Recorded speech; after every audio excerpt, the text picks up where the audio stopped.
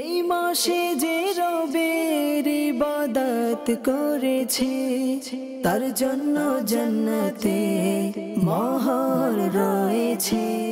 আলহামদুলিল্লাহি রাব্বিল আলামিন ওয়াসসালাতু ওয়াসসালামু আলা সাইয়্যিদিল আমবিয়া ওয়াল মুরসালিন আম্মা বা'দ ফাআউযু বিল্লাহি মিনাশ শাইতানির রাজীম বিসমিল্লাহির রহমানির রহিম আসসালাতু ওয়াসসালামু আলাইকা ইয়া রাসূলুল্লাহ ওয়া আলা আলিকা ওয়া আসহাবিকা ইয়া হাবিবাল্লাহ আসসালাতু ওয়াসসালামু আলাইকা ইয়া নবিয়্যুল্লাহ ওয়া আলা আলিকা ওয়া আসহাবিকা ইয়া নূরাল্লাহ। মাদানী চ্যানেলের দর্শকবৃন্দ, দেখছেন অনুষ্ঠান আল্লাহর পছন্দনীয় আমল।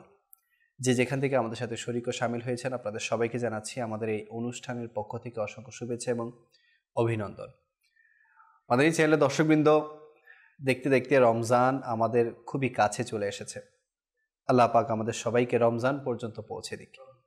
আল্লাহ পাক রমজানের বরকত, রহমত এবং মাগফিরাত লুঠে নেয়ার আমাদেরকে সেই তৌফিক দান করুক। আপনারা সকলেই জানেন যে আমরা খুবই পবিত্র মাসগুলোতে অতিবাহিত বা পবিত্র মাসগুলো আমাদের মাঝে অতিবাহিত হচ্ছে। রজব মাস গেল, শাবান মাস চলছে, রমজান মাস আসবে। তো আমাদের এই অনুষ্ঠান করার একটাই উদ্দেশ্য ছিল যাতে আমরা এমন কিছু বিষয় নিয়ে আলোচনা করি যে বিষয়গুলো আমাদের এই তিনটি মাসে যাতে কাজে আসে, যে বিষয়গুলো জানলে, যে বিষয়গুলো সম্পর্কে আমরা শুনলে এই তিনটি মাসে, বিশেষ করে রমজান মাসে আমরা বেশি থেকে বেশি এই বিষয়গুলোর উপর আমল করতে পারি। এজন্যই আমাদের এই অনুষ্ঠানের ধারাবাহিকতা। আল্লাহ করিম আমাদের সবাইকে এতদিন যা শুনেছি, সামনেও যা শুনবো, আজকেও যা শুনবো, সেগুলো শুনে আমল করার তৌফিক দান করুক। আসুন শুরুতে একটি দরুদে পাকের ফজিলত শুনে নেই। প্রিয় নবী রাসূল আরবি হুজুর নূর সাল্লাল্লাহু আলাইহি ওয়াসাল্লামের আলিশান ফরমান, যে ব্যক্তি আমার উপর একবার দরুদে পাক পাঠ করবে, আল্লাহ তাআলা তার উপর 10টি রহমত নাজিল করবেন, তার 10টি গুনাহ মাফ করে দিবেন এবং তার 10টি মর্যাদা বৃদ্ধি করে দিবেন। সাল্লু আলাল হাবিব সাল্লাল্লাহু আলা মুহাম্মদ সাল্লাল্লাহু আলাইহি ওয়াসাল্লাম সালাতাম ওয়া সালামান আলাইকা সাইয়্যিদি সাইয়্যিদি ইয়া রাসূলুল্লাহ। মাদানী চ্যানেলের দর্শকবৃন্দ, আপনারা সকলেই জানেন রমজান মাস, যেটাকে রহমত, বরকত এবং নাজাতের মাস বলা হয়, সেই সাথে রমজান মাস হচ্ছে কুরআন নাজিলের মাস, কুরআন অবতীর্ণের মাস। আমরা জানি লাইলাতুল কদরে কুরআনে পাক নাজিল হয়েছে, কুরআনে পাক অবতীর্ণ হয়েছে। তো এই কুরআনে পাকের মাহাত্ম্য কী, এই কুরআনে পাকের ইম্পর্টেন্স কী, এই কুরআনে পাকের গুরুত্ব কী, এগুলো আমাদেরকে জানতে হবে। যেহেতু রমজান মাস আসছে, তো এই রমজান মাসে আমরা কিভাবে কোরআনে পাককে গ্রহণ করব, কোরআনে পাকের অধ্যয়ন করা, কোরআনে পাক পড়া, কোরআনে পাক খতম করার ব্যাপারে আমরা অ্যাজ এ মুসলিম আমাদের রমজান মাসে কি কি প্রস্তুতি নেওয়া দরকার এখন থেকে। তো এই বিষয়গুলো সম্পর্কেও আমরা শুনবো। আজকে মোবালিকে দাওয়াত ইসলামী আমাদের সাথে আছেন আমাদের নাসির মাদানী ভাই, ওনাকেও স্বাগতম জানাচ্ছি, এবং আমাদের নাত খা ইসলামী ভাই, আমাদের মাশাআল্লাহ রমজান ভাইও আমাদের সাথে উপস্থিত আছেন।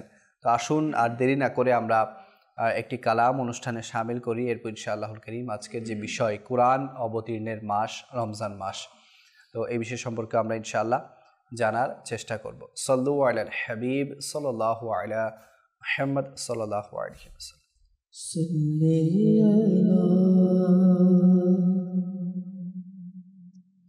رسولنا صلي على محمد صلي على كريمنا صلي على محمد صلي على كريمنا صلي على محمد। हम भी मदीने जाएंगे, आज नहीं तो कल से ही। हम भी मदीने जाएंगे, आज नहीं तो कल से ही।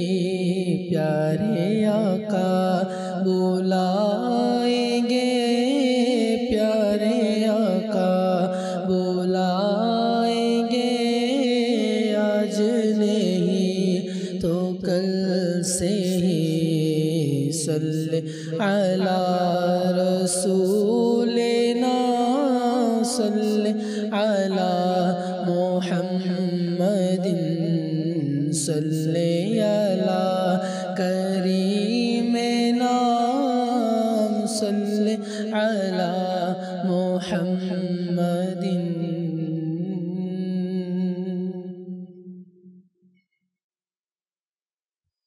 डेके ना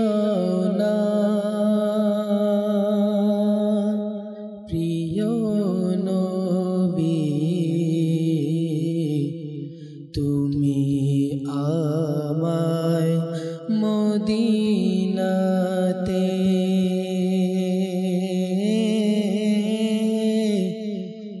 या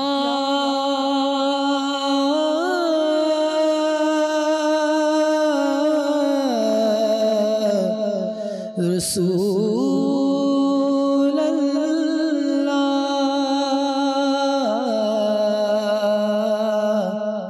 या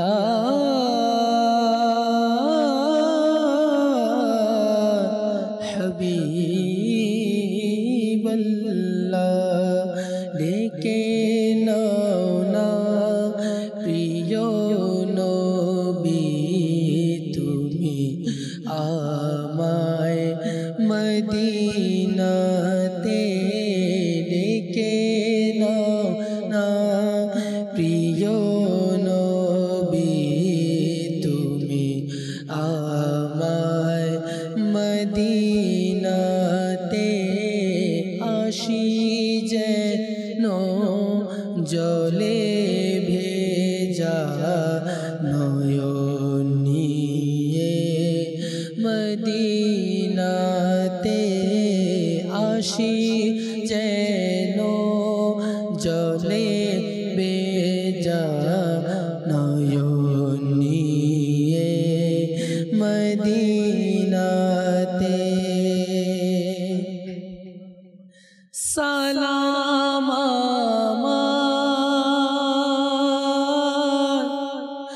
दियो नबीर दारे के दे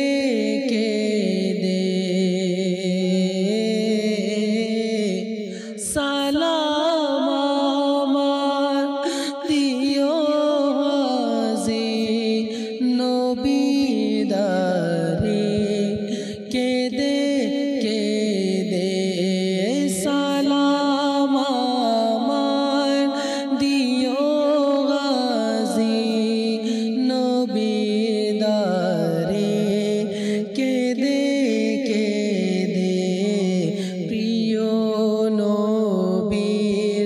রওজা শরীফ যখন দেখবে মদিনাতে ডেকে নাও না প্রিয় নবী তুমি আমায় মদিনাতে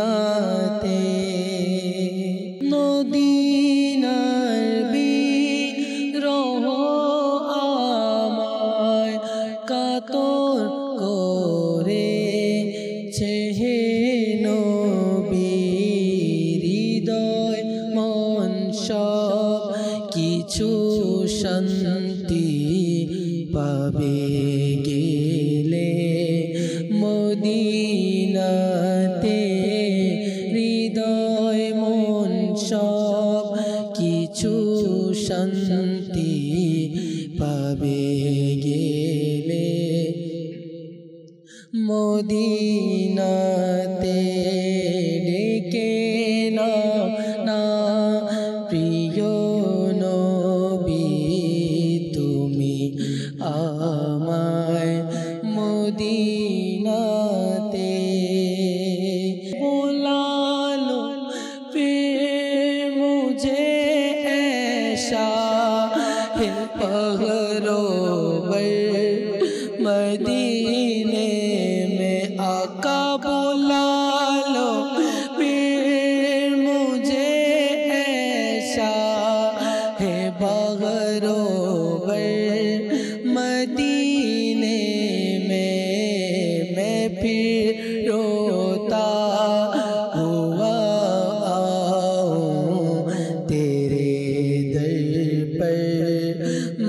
مدینے میں میں پیوتا ہوا آؤں تیرے در پر مدینے میں نہ دولت دے نہ شہرت دے مجھے بس یہ سعادت دے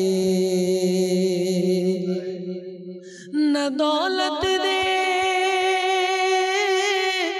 نہ شہرت دے آقا مجھے یہ بس سعادت دے تیرے قدموں میں مر جاؤ میں رو رو کر مدینے میں نہ دولت دے نہ شہرت دے مجھے بس یہ سعادت دے آقا نہ دولت دے نہ شہرت دے مجھے بس یہ سعادت دے تیرے قدموں میں مر جاؤں تیرے قدموں میں مر جاؤں میں رو رو کر مدینے میں بلا لو پھر مجھے ایسا ہے بہرو بر مدینے میں میں پیروتا ہوا آؤں تیرے در پر مدینے میں مدینہ اس لیے عطار جانو دل سے ہے پیارا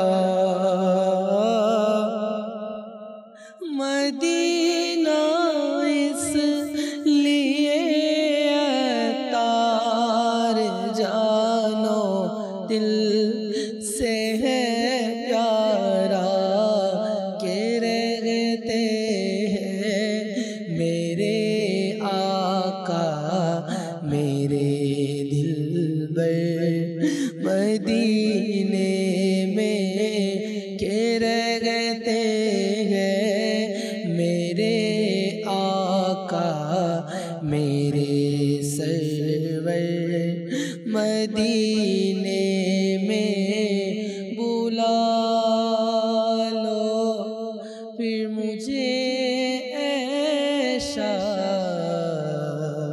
ہے بہروبر مدینے میں মাহে রমজান আসতে যাচ্ছে অনেক আশিকে রসুল মাদানী চ্যানেলের দর্শকবৃন্দ অনেক আশিকে রসুল তৈরি হচ্ছে মাহে রমজানে মদিনায় যাওয়ার হ্যাঁ অনেক আশিকে রসুল কিছুদিনের মধ্যেই মদিনায় চলে যাবে কেউ রমজানের শুরুতে যাবে কেউ রমজানের মাঝে যাবে কেউ রমজানের শেষে যাবে ঈদে মদিনা কাটাবার জন্য আমাদেরও তো ইচ্ছা জাগে আমরাও সবুজ গম্বুজকে দেখে দেখে ইফতার করব সাহারি করব আকার কদমে বসে আকাকে সালাতুস সালাম দিয়ে দিয়ে আমরা নাচ শুনবো নাচ শোনাবো কত ইচ্ছা কত আশা কত আকাঙ্ক্ষা ইনশাআল্লাহ প্রিয় নবীকে স্মরণ করতে থাকি প্রিয় নবীর নাচ শুনতে থাকি প্রিয় নবীকে অনুরোধ জানাতে থাকি ইনশাআল্লাহ আমাদেরও রমজানে মদিনা নসিব হয়ে যাবে সাহারিয়া মদিনা নসিব হয়ে যাবে ঈদে মদিনা নসিব হয়ে যাবে আল্লাহ পাক আমাদেরকে এবং মাদানী চ্যানেলের দর্শকবৃন্দ যারাই এখন শুনছেন আমাদের স্ক্রিনের সামনে বসে আছেন আমাদের সবাইকে আপনাদের সবাইকে বা আদব বা জক বা শখ মদিনার হাজিরি নসিব করুন আজকে আমরা বিষয় নিয়েছি কোরআন অবতীর্ণের মাস রমজান মাস। রমজান মাসে কোরআন অবতীর্ণ হয়েছে, কোরআন নাজিল হয়েছে। তো সেই রমজান মাস একে তো দামি হয়েছে, কোরআন নাজিল হয়েছে এই জন্য। তো আমরা কোরআন যেহেতু নাজিলের মাস রমজান মাস, এই রমজান মাসকে ঘিরে কোরআনে পাকের কি কি আমরা করতে পারি, কোরআনে পাককে কিভাবে আমরা খতম করতে পারি, কোরআনে পাককে আমরা কিভাবে পড়তে পারি, কোরআনে পাকের মাহাত্ম্য কি, মর্যাদা কি, সে সম্পর্কে আসুন আমরা আমাদের মোবালিকে দাওয়াত ইসলামী নাসির মাদানী ভাই থেকে আলোচনা শুনি। জি হুজুর। আলহামদুলিল্লাহি রাব্বিল আলামিন ওয়াসসালাতু ওয়াসসালামু আলা খাতামিন নাবিয়্যিন আম্মা বা'দ ফাআউযু বিল্লাহি মিনাশ শাইতানির রাজিম বিসমিল্লাহির রহমানির রহিম। আলহামদুলিল্লাহ, আমরা অনেক বড় সৌভাগ্যবান, ওই উম্মত সৌভাগ্যবান যে উম্মতরা রমজানুল মুবারকে কোরআন পেয়েছে। জি। তানাজ্জালুল মালাইকাতু ওয়ার রূহ, তো যে পবিত্র মাসে ইন্না আনজালনাহু ফি লাইলাতিল কদর, মাশাআল্লাহ। তো আল্লাহ পাক কোরআনে কারীম পবিত্র মহা গ্রন্থ আল কোরআনে পাককে, পবিত্র ফুরকানে হামিদ, এই পবিত্র কালামুল্লাহ শরীফকে আল্লাহ পাক পবিত্র লাইলাতুল কদরের রাতে প্রথম আসমানের মধ্যে একসাথে লৌহে মাহফুজ থেকে অবতরণ করেছেন। জি। আর এই পবিত্র লাইলাতুল কদর হচ্ছে ওই রাত যেটা রমজানুল মুবারকের মধ্যে অবস্থিত। সুবহানাল্লাহ। তো এই জন্য কোরআন পাকে বিভিন্ন আয়াতের মধ্যে কোরআনে কারীম যে রমজানুল মুবারকে যে অবতীর্ণ হয়েছে এর আলোচনা এসেছে। একটা তো সূরা কদরের মধ্যে এসেছে, তো এছাড়া আরো বিভিন্ন আয়াতের মধ্যে। তো কোরআনে কারীম এটা এমন একটা মাসে অবতীর্ণ হয়েছে যে মাসটা সর্বশ্রেষ্ঠ মাস। আর কালামুল্লাহ শরীফ যেটা কোরআনে পাক, অন্যান্য যেগুলো 104খানা সহিফা এবং বড় কিতাব ছিল, তার মধ্য থেকে সবচেয়ে শ্রেষ্ঠ কিতাব, যেটা ওই কিতাবটা শ্রেষ্ঠ মাসে নাজিল হয়েছে, শ্রেষ্ঠ শহরে নাজিল হয়েছে, আর সবচেয়ে বড় বিষয় হচ্ছে শ্রেষ্ঠ নবীর উপর নাজিল হয়েছে। সুবহানাল্লাহ, সুবহানাল্লাহ। আর যে উম্মতের উপর নাজিল হয়েছে ওর উম্মত সর্বশ্রেষ্ঠ। সুবহানাল্লাহ, সুবহানাল্লাহ। মানে আমার প্রিয় নবীর উসিলায় কোরআন পেয়েছি, রমজান পেয়েছি, মক্কার তাজিম পেয়েছি, সবগুলা পাওয়ার পরও শেষ পর্যন্ত কুনতুম খয়রা উম্মাতিন এই পবিত্র উপাধিতে আমরা ভূষিত হয়ে গিয়েছি। সুবহানাল্লাহ, সুবহানাল্লাহ। এবার আমাদের দায়িত্ব হচ্ছে কিছু যেগুলো আল্লাহ পাক আমাদেরকে হুকুম করেছেন কোরআনে পাকের মধ্যে, আমার প্রিয় নবী সাল্লাল্লাহু আলাইহি ওয়াসাল্লাম যেগুলো হুকুম দিয়েছেন হাদিস পাকের মধ্যে, আমাদের দায়িত্ব হচ্ছে এগুলা পালন করতে যাক। জি। তো এগুলো পালন করতে থাকলে ইনশাআল্লাহ কোরআনে কারীমকে যারা অনুসরণ করবে, কোরআনে পাকের তিলাওয়াত সাথে সাথে অনুসরণ করা, উভয়টা সমন্বয়ে চলবে, আল্লাহ পাক তাদেরকে দুনিয়া ও আখিরাতে সফলতা দান করবেন। সুবহানাল্লাহ। আচ্ছা, আমরা অনেকে মনে করি শুধুমাত্র কোরআনে কারীম তিলাওয়াতের একটা মাস হচ্ছে রমজানুল মুবারক মাস। তো রমজানুল মুবারক মাস শুধু তিলাওয়াতের মাস নয়, রমজানুল মুবারক মাস হচ্ছে স্পেশাল ভাবে তিলাওয়াতের ফজিলত বেড়ে যায়। এর অর্থ এই নয় যে শুধুমাত্র আমরা তিলাওয়াত করব, আর তিলাওয়াত এটা তো বটে, কিন্তু তিলাওয়াতের পাশাপাশি আমাদের উচিত কোরআনে কারীমের হুকুম যেগুলো আল্লাহ পাক ইরশাদ করেছেন ওই হুকুমের উপর আমল করা, এবং কোরআনে কারীমের মধ্যে যেগুলো নিষেধাজ্ঞা রয়েছে ওই নিষেধাজ্ঞা থেকে বেঁচে থাকা। বেশক বেশক। আল্লাহ পাক কোরআনে কারীমের মধ্যে যায় প্রায় 500 কাছাকাছি যেগুলো হুকুম করেছেন, বিধি নিষেধ ইরশাদ করেছেন। কত? প্রায় 500 আয়াতের কাছাকাছি। আল্লাহু আকবার। 500 কাছাকাছি এরকম আয়াত রয়েছে যেগুলো বিধি নিষেধের উপর বর্তিয়েছেন, অর্থাৎ যেগুলো বিধি নিষেধ সাব্যস্ত হয়ে থাকে। যেমন আমরা স্বাভাবিক কেউ যদি আল্লাহ না করুক কোনো ব্যক্তি যদি চুরি করে, তো কোরআনে ফায়সালা দিয়েছে তার হাত কর্তন করতে হবে। তো এরকম, তো এটা একটা ফায়সালা, এটা একটা সিদ্ধান্ত, এটা একটা কানুন, ইসলামিক আইন প্রতিষ্ঠা করার জন্য, সমাজকে সুন্দর রাখার জন্য। এভাবে মদ পান করা, ইয়াস আলুনাকা আনিল খামরি ওয়াল মাইসির, তো এভাবে মদের বিষয়ে, জুয়ার বিষয়ে, অন্যান্য যেগুলো জুলুম রয়েছে, বিভিন্ন অপকর্ম রয়েছে, ফাহশা কাজ, অশ্লীল কাজ রয়েছে, তো এগুলো থেকে বাঁচার বিষয়ে আল্লাহ পাক হুকুম করেছেন, মানে বাঁচতে হবে। আচ্ছা, তারও ধারাবাহিকতা কিছু কাজ দিয়েছেন, ইরশাদ করেছেন যে এই কাজগুলো করো, আকিমুস সালাত ওয়া আতুজ যাকাত, মানে নামাজ কায়েম করো, যাকাত প্রদান করো। ওয়া আতিমুল হাজ্জ ওয়াল উমরাতা লিল্লাহ, সুবহানাল্লাহ, আল্লাহ পাকের সন্তুষ্টির জন্য হজ এবং উমরাকে পরিপূর্ণ করো, জি পূর্ণ করো। তো এভাবে তো কোরআন কারীমের মধ্যে কিছু আয়াতে মুবারাকা রয়েছে যেগুলোর উপর আমল করতে হবে। যেমন নামাজের বিষয়ে আমরা শুনলাম আয়াতে মুবারাকা, যাকাতের বিষয়ে শুনলাম, উমরা এবং হজের বিষয়ে শুনলাম। এভাবে অনেক আয়াতে মুবারাকা যেগুলোর উপর আমল করতে হবে। আচ্ছা, কিছু আয়াত যেগুলো থেকে বাঁচতে হবে, অর্থাৎ যেগুলো আয়াতের হুকুমের উপর আমল করে ওই কাজসমূহ থেকে আমাদেরকে বাঁচতে হবে। যেমন ফাহশা কাজ আমি বললাম, ফাহশা কাজ যেগুলো অশ্লীল কর্ম রয়েছে এগুলো থেকে বাঁচার একটা উপায় আল্লাহ পাক কোরআনে কারীমে মধ্যে ইরশাদ করেছেন, ইন্নাস সালাতা তানহা আনিল ফাহশাই ওয়াল মুনকার, নিশ্চয় নামাজ সর্বপ্রকার অশ্লীল এবং মন্দ কাজ থেকে বিরত রাখে। তো এখানে আল্লাহ পাক হুকুম দিচ্ছেন যে নামাজ যদি আমরা আদায় করি অপকর্ম সমাজ থেকে চলে যাবে, মন্দ কাজ সমাজ থেকে চলে যাবে। তো আমার বলার উদ্দেশ্য হচ্ছে তিলাওয়াতে কোরআন সম্পর্কে আমরা বিভিন্ন ফজিলত শ্রবণ করে থাকি।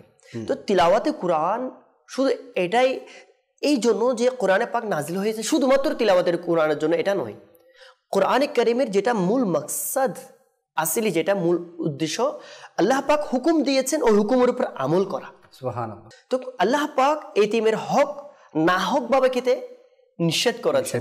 তো এটা একটা নিষেধ। তো কোরআনে পাকের আয়াতটা নাজিল হয়েছিল কেন? এরকম কোনো প্রেক্ষাপট ছিল?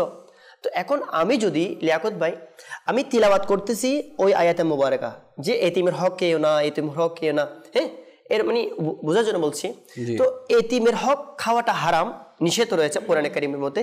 এই আয়াতে মুবারাকা তিলাওয়াত করছি আমি, প্রত্যেকটা শব্দে শব্দে অক্ষর অক্ষরে 10টা করে নেকি অর্জন করছি তিলাওয়াত করে। এটা একটা নেকির কাজ, নেকি তো অর্জন করছি। কিন্তু কোরআনে কারীম আয়াতে মুবারাকা যেটা ইরশাদ হয়েছে, যেটা আল্লাহ পাকের হুকুম হয়েছে যে এতিমের হক যেন আমরা নষ্ট না করি, তো এটা যদি করতে থাকি না তো মূল উদ্দেশ্যের উপর আমল হলো না। বেশক বেশক। তো এইভাবে কোরআন পাকের মধ্যে অনেক আয়াতে মুবারাকা, বিভিন্ন আয়াতে মুবারাকা বিভিন্ন ঘটনা প্রেক্ষাপটের মধ্যে অবতীর্ণ হয়েছে। তো বিভিন্ন আয়াতে মুবারাকা ঘটনাকে কেন্দ্র করে বিভিন্ন আয়াতে মুবারাকা ইরশাদ হয়েছে বিভিন্ন হুকুমের উপর, আর কিছু আয়াত ইরশাদ হয়েছে নিষেধাজ্ঞামূলক। তো আল্লাহ পাক আমাদের সবাইকে কোরআন পাকের উপর আমল করা, পাশাপাশি তিলাওয়াত করা। বেশক। যে রসুলের অনুগত্য করলো সে আল্লাহ পাকের অনুগত্য করলো। বেশক বেশক। তো এখন আমার নবীর আনুগত্য যে বিষয়টা, আমার নবীর সুন্নাত মুবারকের উপর আমল করা, তো এই বিষয়টা যদি এড়িয়ে চলি, হ্যাঁ আমি তিলাওয়াত করছি কোরআন পাক, আমি সবসময় তিলাওয়াত করছি, আমার হাতে কোরআন পাক থাকে, মানুষ আমাকে তিলাওয়াতকারী বলে, অনেক নেককার বলে, কোরআন পাকের মধ্যে 4টা 5টা 10টা খতম দিয়ে ফেলি, মানুষকে বলা বলি করি। এমনকি সোশ্যাল মিডিয়ার মধ্যে আমি অনেক সময় কি ভালো নিয়ত করে মানে হ্যাঁ আমি আজকে কোরআন পাক খতম করছি, আমার জন্য সবাই দোয়া করিয়েন, তিলাওয়াত করছি, এটা ইবাদত করা প্রয়োজন, এটা বিবেক নয়। আমরা আলহামদুলিল্লাহ কোরআন পাক তিলাওয়াত করো অনেক বড় ইবাদত। জি, কোরআন পাক তিলাওয়াতকারী কিয়ামতের দিন কোরআন পাক তা সুপারিশ করে জান্নাতে নিয়ে যাবে। সুবহানাল্লাহ সুবহানাল্লাহ। কিন্তু কোরআন পাক নাজিল হয়েছে কেন? নাজিল হয়েছে যে হুকুম আল্লাহ পাক দিয়েছেন হুকুম উপর আমল করার জন্য। হুকুম কি? কুল ইন কুনতুম তুহিব্বুনাল্লাহ, হে মাহবুব আপনি বলে দিন তোমরা যদি আল্লাহকে ভালোবেসে থাকো ফাত্তাবিউনি, আমি নবীকে অনুসরণ করো। সুবহানাল্লাহ। স্বয়ং আল্লাহ পাক তোমাদেরকে ভালোবাসবে। সুবহানাল্লাহ। এখানে কোরআন পাকের আয়াতটা আমি তিলাওয়াত করছি বারবার, প্রত্যেকটা অক্ষরের বিনিময়ে আমি 10টা করে নেকি অর্জন করছি, তিলাওয়াত করছি। তিলাওয়াত করাটা ভালো উত্তম করব। আমরা একটা কোরআন খতম করছি, এবছর ইনশাআল্লাহ 2টা দেব, মানে অধিক তিলাওয়াত করব।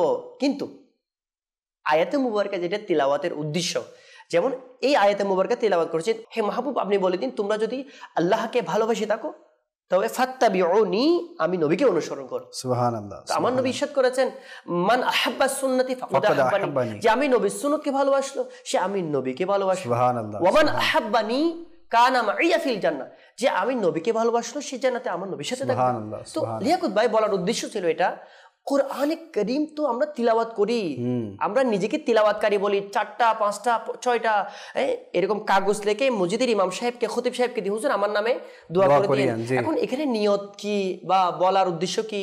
যদি আল্লাহ পাকের সন্তুষ্টির জন্য হয় তো আল্লাহ তাআলা কবুল করুক, বেশক। লোক দেখানো তো আল্লাহ পাক কবুল করবেন না। সবকিছুর ভিত্তি হচ্ছে আপনার নিয়ত শুদ্ধ না হলে আপনার কোনো আমলই কবুল হবে না। এর সাথে সাথে তিলাওয়াত করার সাথে সাথে যে এই আয়াতে মুবারকা তিলাওয়াত করছি, তো এখানে কি আমার নবীকে অনুসরণ করছি আমরা? আমার নবীকে যারা অনুসরণ করে তারা তো বাস নামাজ পড়বে, তারা সুন্নতের উপর চলবে, তারা মানুষকে হক নষ্ট করবে না। মানে এই আয়াতে মুবারকার উপর আমল করলেই মোটামুটি জীবনটা কামিয়াব, কেননা আমার নবীর অনুসরণের মধ্যে সবকিছু রয়েছে। বেশক। আল্লাহ পাক আমাদের সবাইকে বুঝারও আমল করার তৌফিক দান করুক। ইনশাআল্লাহ আরো আলোচনা আমরা কন্টিনিউ করব। কিছু দর্শক আমাদেরকে কল করেছেন, আসুন সেই কলগুলো অনুষ্ঠানে শামিল করি। জি, কলগুলো শোনাবেন। মোহাম্মদ নাইম রেজা তারি বলতেছি, মাদানী চ্যানেল দেখতেছি ঢাকা মিরপুর 11 থেকে, শুকরিয়া আদায় করতেছি, অনেক জনপ্রিয় একটি চ্যানেল। মাশাআল্লাহ নাইম রেজা ভাই, মাশাআল্লাহ আমাদের মোবালিকে দাওয়াত ইসলামী উনি, আল্লাহ পাক আপনাকে বরকত দিক, আপনার খিদমত কবুল করুক। মাশাআল্লাহ। জি, নেক্সট কল। আমি বলছি রাজশাহী ঢাকা থেকে মোহাম্মদ হাসান জীবন। আপনাদের অনুষ্ঠান আমার খুব ভালো লাগে, আমার জন্য দোয়া করবেন। আল্লাহ, মাশাআল্লাহ। জি, নেক্সট কল। বিশাল, আমার নাম আলী হোসেন। চ্যানেলটা আমি দেখি, আর চ্যানেল বিশেষ করে আমি দেখি। মাশাআল্লাহ, আল্লাহ পাক বরকত দিক। Next call. আলহামদুলিল্লাহ, চ্যানেলটা দেখে আমাদের মানে ভালো লাগতেছে, যেন কি আমরা অনেক অজানা কিছু আমরা জানতে পারতেছি। মাশাআল্লাহ, মাশাআল্লাহ। জি, নেক্সট কল। আমার নাম মোহাম্মদ নবাব আলী, রাজশাহী জেলা থেকে বলছি। আপনাদের মাদানী চ্যানেল আমি সবসময় দেখি, আমার পরিবারের সবাই দেখে, আমরা সবাই এক ঘরে থেকে দেখছি। আজকের যে বিষয় নেওয়া হয়েছে, এই বিষয় নিয়ে আমরা অনেক কিছু শিখতে পারছি। এই দেওয়ার জন্য মাদানী চ্যানেলকে ধন্যবাদ। আপনাকেও ধন্যবাদ যে আপনি আমাদের সাথে যুক্ত আছেন। আরও অনেক ইসলামী ভাই, ইসলামী বোনকে যুক্ত করবেন, তারাও যাতে এই মাদানী চ্যানেলের নিয়মিত দর্শক হয়ে যায়, তারাও যাতে দিন শিখতে পারে এবং এর উপর আমল করতে পারে। আরেকজন মেসেজ করেছেন যে আসসালামু আলাইকুম। ওয়ালাইকুম আসসালাম, কেমন আছেন? আলহামদুলিল্লাহ ভালো আছি। জ্ঞান পরীক্ষা সিজন 2 কখন শুরু হবে? অনেকে অধীর আগ্রহে আছে। মাশাআল্লাহ, মাত্রই তো শেষ হলো, তো দোয়া করেন ইনশাআল্লাহ। হয়তোবা মজলিস ভালো বলতে পারবে, হয়তোবা আল্লাহ তাআলা চাইতো এই বছরই আবার শুরু হয়ে যেতে পারে। তো আপনারা প্রস্তুতি নিয়ে রাখেন। স্কুল, কলেজ, ইউনিভার্সিটি যারা ছাত্র আছেন, সে সাথে যারা মাদ্রাসার ছাত্র আছেন, সবাই এখানে আপনারা অংশগ্রহণ করতে পারবেন। মাশাআল্লাহ, মদিনার আগ্রহ, মদিনায় যাওয়ার আশা আকাঙ্ক্ষা সবার আছে। এজন্যই তো সবাই বারবার জিজ্ঞেস করছে যে কখন আবার হবে, কখন আবার হবে। ইনশাআল্লাহ খুব শীঘ্রই আপনারা এই অনুষ্ঠানটি দেখতে পারবেন। আজকের অনুষ্ঠানের সময়টা খুব কমই থাকে, তো কালামের দিকে না গিয়ে আমি আবারও হুজুরের কাছে যাব যে রমজান মাস আসতে যাচ্ছে। জি জি। তো রমজান মাসে আমাদের শিডিউল কেমন হওয়া চাই কোরআনে পাককে ঘিরে? আচ্ছা, অনেকে তো কোরআনে পাক পড়তে জানে না, রমজান মাস আসলেই দেখবেন তাদের চেহারার মধ্যে একটা আফসোসের ছাপ থাকে যে আমি পড়তে পারছি না। তো দাওয়াত ইসলামী এক্ষেত্রে কি ভূমিকা রাখছে? এবং অনেকে সুযোগ পেয়েও শিখছে না, মনে করছে হয়তো বা এটা না পড়লেও কি হবে, অনেক ব্যবসা বাণিজ্য আছে, রমজান মাসে তো এমনিই ব্যস্ত থাকবো, এটা পারি না তো আর শিখে লাভ কি, ব্যবসা বাণিজ্যতে মন দিতে, এরকমই অনেকের মন মাইন্ড থাকে। তো আল্লাহ পাক কিয়ামতের দিন যদি জিজ্ঞেস করে যে আমি তোমাদেরকে সর্বশ্রেষ্ঠ নবী দিয়েছি, হ্যাঁ, আমি তোমাদেরকে সর্বশ্রেষ্ঠ মাস দিয়েছি, জি, আমি তোমাদেরকে আমার মাহবুবের উম্মত বানিয়েছি, সুবহানাল্লাহ। যদি আল্লাহ পাক জিজ্ঞেস করে এমন কোরআনে পাক যেটা পাহাড়ের উপর নাজিল যদি হতো, পাহাড় মানে তুলার মতো উপরে চলে যেত, সুবহানাল্লাহ, এটা তাজাল্লিয়াত বরকত করতে পারত না, এই ধারণ ক্ষমতা, এই বড় একটা মর্যাদাশীল কোরআন, যেটাকে না সাগর না পাহাড় কেউ গ্রহণ করার যোগ্যতা রাখে না, এটাতে ক্যাপাসিটি রাখে না, এরকম একটা মহান গ্রন্থ আল কোরআন তোমরা সর্বশ্রেষ্ঠ উম্মতদেরকে দিয়েছি। কিন্তু এটা পাওয়ার পরেও তোমাদের সোশ্যাল মিডিয়ার সিন হয় 1 মিনিট পূর্বে, কোরআনে পাকের সিন হয় 1 ইয়ার পূর্বে। তো এইভাবে মানে অর্থাৎ আমরা মোবাইল খুলে দেখি 1 মিনিট পর পর, আর কোরআনে কারিমকে খুলে দেখি আস্তাগফিরুল্লাহ অনেকে তো 1 বছর, এটা আমরা বলছি 1 বছর, এমনও থাকতে পারে, আল্লাহ তাআলা সবাইকে দয়া করুক, মানে অনেকে তো 5-7 বছর হয়ে গেছে কোরআন পাক খুলে দেখতে পারেনি। আল্লাহ আল্লাহ, যদি মা বাবা ইন্তেকাল করে হয়তো বা একটু অনুভূতি হয় যে আমাকে মনে পড়তে হবে, না হলে মানুষ কি বলবে। জি, এলাকার মানুষ কি বলবে, বাবা তো তোমাকে ছোটকালে ছোট বয়সে মক্তবে পাঠিয়ে পাঠিয়ে কোরআন পাক শিখিয়েছিল, জি। তো আজকে যদি বাবার লাশের পাশে যদি কোরআন পাক না পড়ি মানুষ কি বলবে? আল্লাহু তবে আকবার। এটার আশায় হয়তো মানুষ কি বলবে, একটু কোরআন পাককে এরকম নিয়ে মাটা এটা কত বড় একটা নিকৃষ্টতম একটা মানে একটা অবস্থান যে মুসলমান আমরা দাবি করছি, কোরআনে পাক পেয়েছি, সর্বশ্রেষ্ঠ নবী পেয়েছি, সর্বশ্রেষ্ঠ মাস পেয়েছি, আর কোরআনে পাক শিখতে পারছি না। আল্লাহ পাক আমাদেরকে এমন সুযোগ দিয়েছে দাওয়াত ইসলামের মাধ্যমে, যে দাওয়াত ইসলামের ফয়জান অনলাইনের মাধ্যমে, ফয়জান অনলাইন একাডেমির মাধ্যমে দাওয়াত ইসলামের মানে আলহামদুলিল্লাহ কোরআন কারীম ঘরে বসে শেখার সুযোগ দিয়েছে। এছাড়া যাদের সুযোগ হচ্ছে দাওয়াত ইসলামের বিভিন্ন মসজিদের মধ্যে প্রাপ্তবয়স্ক যারা ব্যবসায়িক আছেন, যারা প্রফেশনাল আছেন, যারা পেশাজীবী আছেন, তাদেরকে আলহামদুলিল্লাহ ইশারা নামাজের পর, অনেক সময় ফজরের নামাজের পর ফ্রি অফ কস্ট, টাকা ছাড়া আলহামদুলিল্লাহ ফ্রি ভাবে আলহামদুলিল্লাহ কোরআন কারীম শিক্ষা দেওয়া হয়। আচ্ছা, একই সিস্টেমে ইসলামী বোনদেরকেও ঘরে ঘরে শিক্ষা দেয়, ইসলামী বোনদেরকেও অনলাইনের মাধ্যমে আলহামদুলিল্লাহ শিক্ষা দেওয়া হয়। তো মহিলা বা ইসলামী বোন বলেন, ইসলামী ভাই বলেন, কেউ কিয়ামত দিন এটা বলতে পারবে না যে হে আল্লাহ আমাদেরকে শিখার জন্য ব্যবস্থা ছিল না। না না, আলহামদুলিল্লাহ দাওয়াত ইসলামী আপনার জন্য ব্যবস্থা করেছে। আপনি আপনার নিকটস্থ যে দাওয়াত ইসলামী যারা ইসলামী ভাই আছেন, জিম্মাদার আছেন, তাদের সাথে যোগাযোগ করুন, আলহামদুলিল্লাহ ফ্রিভাবে কোরআনে কারীম শিখার ব্যবস্থা অথবা আপনাদের আশেপাশে মসজিদে রয়েছে, অথবা অনলাইনের মাধ্যমে আলহামদুলিল্লাহ দাওয়াত ইসলামীর ফয়জান অনলাইন একাডেমির মাধ্যমে, অথবা www.dawatislami.net এই ওয়েবসাইটের মাধ্যমে আলহামদুলিল্লাহ আপনি যদি সার্চ করেন ইনশাআল্লাহ আযza দাওয়াত ইসলামের ইনশাআল্লাহ আযza কোরআনে কারীম শিখার ব্যবস্থা, আর অথবা যেগুলো অন্যান্য যেগুলো কিতাব আছে কোরআন পাক কিভাবে শিখবো, অথবা আরো বিস্তারিত তাফসীর শিখতে যাচ্ছি, কোরআন পাক শিখে ফেললাম, এখন চাচ্ছি হাফেজ হব, হাফেজ হওয়ার ব্যবস্থা আছে। মানে দাওয়াত ইসলামে চাইলে অনলাইনের মাধ্যমে সব সম্ভব আলহামদুলিল্লাহ। বেশক আপনি অনলাইনেও চাইলে পারবেন, অফলাইনেও চাইলে পারবেন, আপনার যেভাবে সুযোগ হয়। আর আমি বিশেষ করে যারা ছাত্র ভাইয়েরা আছেন, রমজান মাস আপনারা পুরোপুরি ফ্রি থাকেন। জি জি, তো সমস্যা নাই যদি আপনি চিন্তা করছেন যে আমি তো পারি না, এখন শিখবো, এখন যাব, এখন আমি তো মানে সবার সামনে লজ্জায় পড়ে যাব যে এত বড় বয়সে বা এখন এত বয়স হয়ে গেছে আমি শিখতে আসছি। কোনো সমস্যা নাই। আল্লাহর কালাম শিখতে কিসের লজ্জা ভাই? যেখানে 30-40 বছর বয়সে আপনি দুনিয়ার উচ্চ ডিগ্রির জন্য, দুনিয়ার উচ্চ জবের জন্য, উচ্চ পদের জন্য আপনি 30 বছর পার হয়ে যাচ্ছে, 40 বছর পার হয়ে যাচ্ছে, অনেকের 50 বছর পার হয়ে যাচ্ছে, কম্পিউটার কোর্স করছে না, লার্নিং ইংলিশের কোর্স করছে না, তো সেখানে লজ্জা নাই। তো আল্লাহ পাকের পাক কালাম শিখতে লজ্জা কিসের? পূর্বে যা হয়েছে ভুলে যান। মনে করেন যে আমি পূর্বে যত মানে কোরআনে পাক আমার দ্বারা মিস হয়েছে ভুলে যান। আল্লাহ পাক চাইতো মাফ করে না, বলে আল্লাহ মাফ করে দিবে। এখন আপনি যদি সামনেও না পড়েন, ভাই এটা ফজিলত শুনে তো অবাক হয়ে যাবে। রিওয়ায়াতের মধ্যে রয়েছে যে ব্যক্তি কোরআনে পাক আগে শিখতে পারেনি, ভুল ছিল, শিখার জন্য, অর্থাৎ এনার বয়স হয়ে গিয়েছে, শিখার জন্য আপনার মাদিনী চ্যানেল দেখে অথবা দাওয়াত ইসলামের বিভিন্ন কারণে এটা নিয়ত করেছে আমি শিখবো, তো শিখার জন্য এনার বয়স বেশি হয়ে গিয়েছে, এখন শিখার জন্য ইনি চেষ্টা করছে, শুরু করে দিয়েছে। ওই অবস্থায় যদি তিনি ইন্তিকাল করে মারা যায়, কিতাবের মধ্যে এভাবে পাওয়া যাচ্ছে যে ওই ব্যক্তি, যে ব্যক্তি শিখার উদ্দেশ্য নিয়ে কোরআনে পাক শিক্ষা শুরু করেছে, তার হায়াত শেষ হয়ে গিয়েছে, সে মারা গিয়েছে, আল্লাহ পাক তার কবরের মধ্যে ফিরিস্তাকে নিয়োজিত করে দিবেন, যে ফিরিস্তা তাকে কোরআনে কারীম সম্পূর্ণ তাকে কবরের মধ্যে শিখাবে। সুবহানাল্লাহ, সুবহানাল্লাহ। তো এর চাইতে বড় সুযোগ আর কি আছে? আমার রব তাআলা বান্দাকে বাস সুযোগ আর সুযোগ দিয়ে যাচ্ছে। তো বাস আমরা একটু হিম্মত করি। যারা এতদিন অলসতার মধ্যে ছিলাম বা দুর্বলতার মধ্যে ছিলাম কোরআনে পাকের ব্যাপারে, আমরা এখন নিয়ত করি ইনশাআল্লাহ এখনও সুযোগ আছে। রমজান আসার আগে আগেই যদি আমরা কিছুটা হলেও শিখতে পারি, ইনশাআল্লাহ দেখবেন রমজানে আপনি কিছু আয়াত হলেও পড়তে পারবেন। আরে ভাই হিম্মত করেন না, সাহস করেন না, ইনশাআল্লাহ অনেকটুকু আল্লাহ পাক মদদ করবেন, আল্লাহ পাক দয়া করবেন। তো আল্লাহ পাক আমাদের সবাইকে কোরআনে পাক বেশি বেশি পড়ার তৌফিক দান করুক।